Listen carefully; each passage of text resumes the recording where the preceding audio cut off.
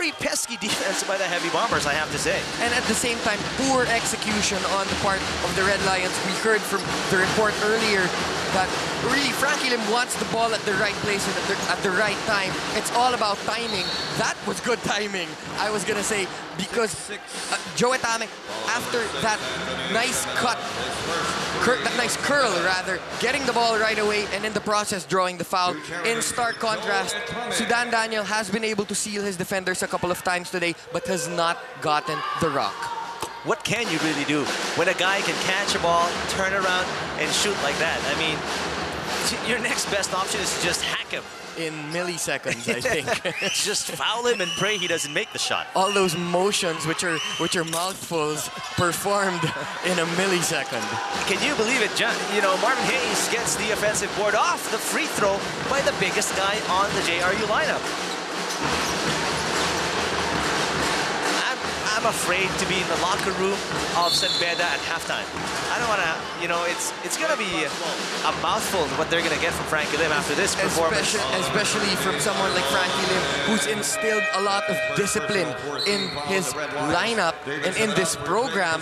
He's won 2 championships for the Red Lions, and really this is not, I mean, given the fact that his players are much heftier than the JRU players, they are very, very lazy on defense. They're falling asleep on defense, and offensively, I think it's the frustration that's spilling over from really just failing.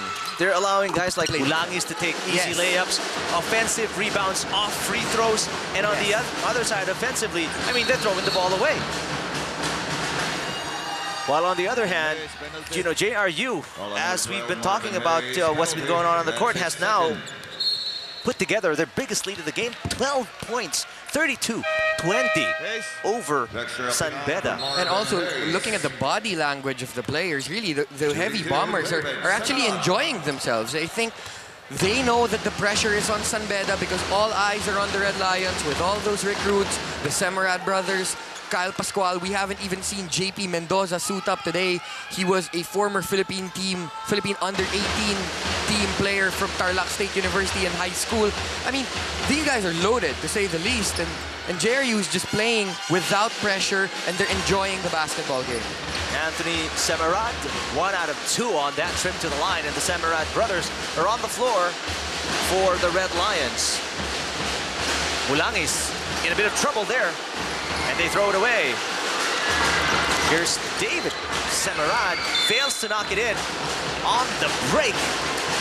And what hurts more is they can't get the offensive board there, and they turn the ball over to JRU.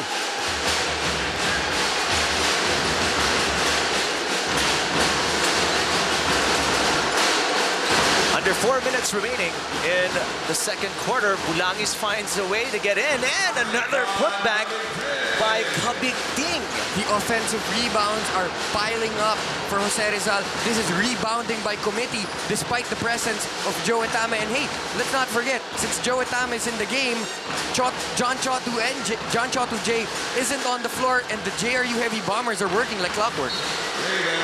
One of the rare opportunities you see Beda get an offensive board there. That was David Semerad with the putback, his first basket of the game, but Beda still down by 11 here.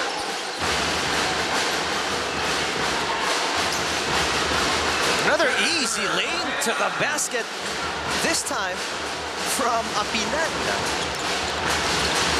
And to make matters worse, Beda throws it away on the other side. And the disappointment in particular in Coach Frankie Lim's face, more than evident. This is not how the Red Lions have been playing, and obviously you can't build a 6-game winning streak by playing this way. I mean, okay, credit. Let's give a lot of credit to the Heavy Bombers, but at the same time, I think the Red Lions have to contain themselves and think that there's a whole half of basketball, an entire half, waiting for them, waiting to be played. There's still a long time left. Getting tangled up is Etame and Marcelo, and the whistle is blown. It seems like Marcelo will be called for the foul here.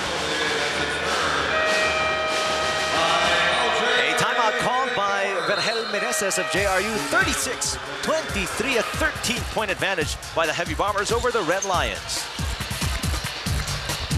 they're just frustrated, and their defensive frailties, as we see, there's a little bit of contact between Dave Marcelo and Joe Etame. Dave Marcelo fielded in precisely to prevent Etame from taking position, actually even from curling to the basket, but a little over the top in that instance. So Etame is at the line. This is the second. Daniel is back on the floor for San Beda.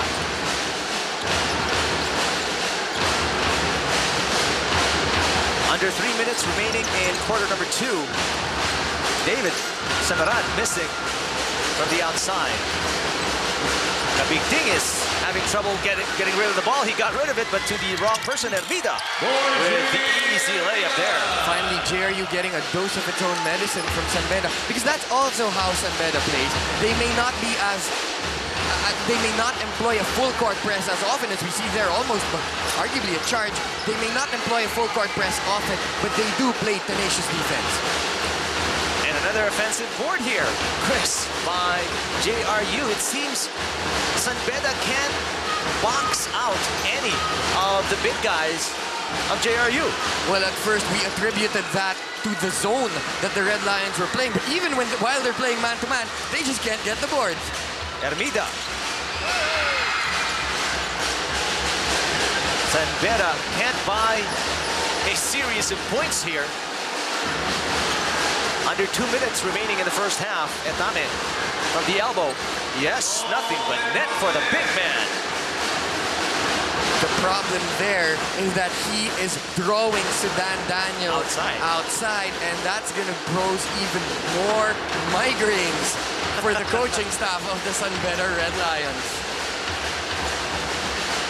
Semerad to Garbo Lanete, who hasn't been much of a factor here today after posting 2 20-point games in the last 2 that San Beda has played.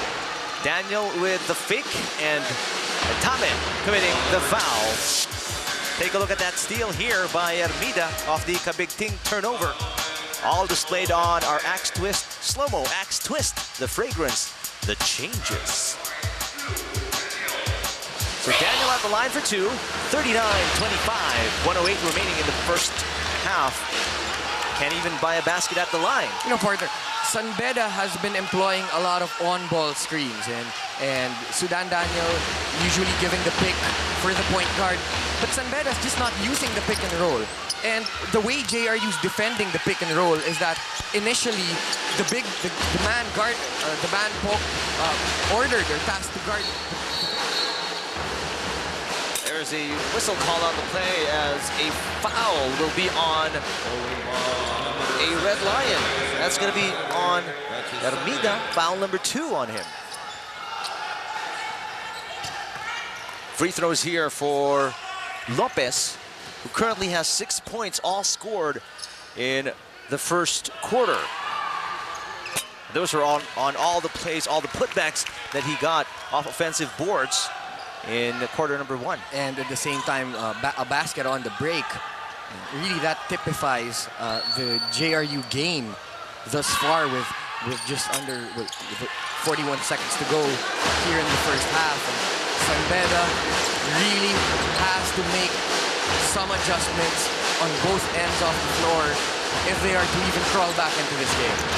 Lanete has been miserable from the outside, finally decides to take it in. 4 points for Garbo Lanete.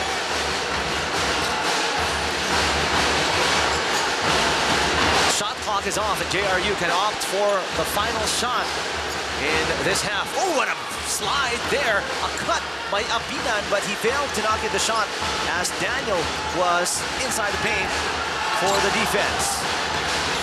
Hermida, hurried shot as he was not aware of how much time was left on the game clock.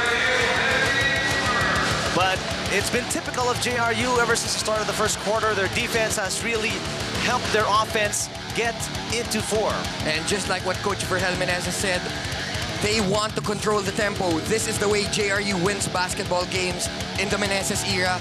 And this is how San Beda is going to be undone if they don't do anything in the second half. 39-28, JRU on top by 11 at the half.